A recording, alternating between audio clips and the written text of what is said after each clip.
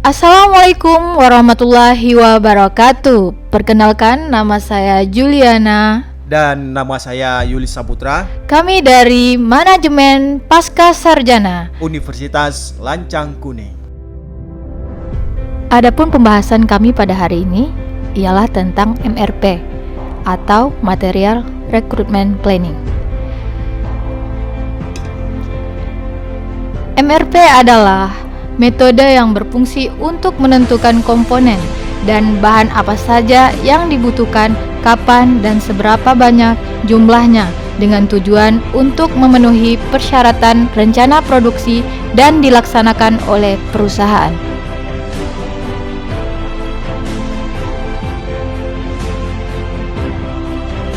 Nah, tujuan MRP yang pertama adalah mengurangi biaya persediaan.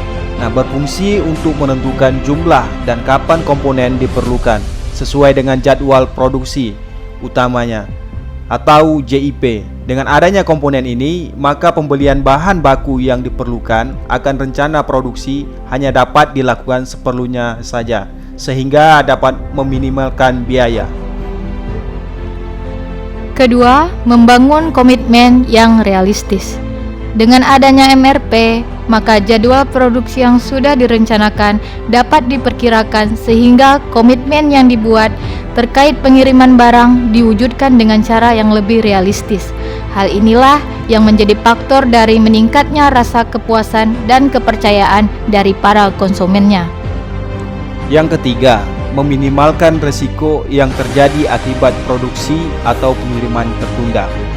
Nah, tujuan untuk menentukan banyaknya bahan baku yang diperlukan baik itu dari segi waktu dan jumlah, dengan mempertimbangkan masa tenggang untuk memproduksi barang serta pengadaan atau pembelian komponen.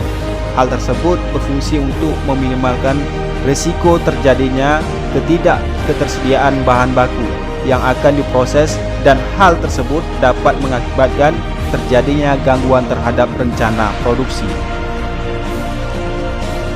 Keempat, meningkatkan keefektivitasan produksi. MRP juga bertujuan untuk meningkatkan efisien karena jumlah persediaan barang, waktu produksi, serta waktu pengiriman barang dapat direncanakan sesuai dengan jadwal produksi utama atau JIP yang ditentukan. Terdiri dari jadwal induk produksi yang berisi waktu dan jumlah pemesanan dari pelanggan, struktur produk yang berisi komponen-komponen dan jumlah yang dibutuhkan untuk merakit barang jadi, dan file catatan persediaan yang berisi persediaan yang ada di perusahaan dan jumlah pemesanan. Kedua, proses. Berisi informasi untuk menentukan kebutuhan bersih pada setiap periode waktu yang telah ditentukan. Ketiga, output. Adapun isinya berisi rencana jadwal pemesanan, realisasi pemesanan, perubahan, laporan pengendalian, laporan perencanaan, dan laporan transaksi persediaan. Proses terjadinya MRP. Yang pertama itu offsetting atau rencana pemesanan.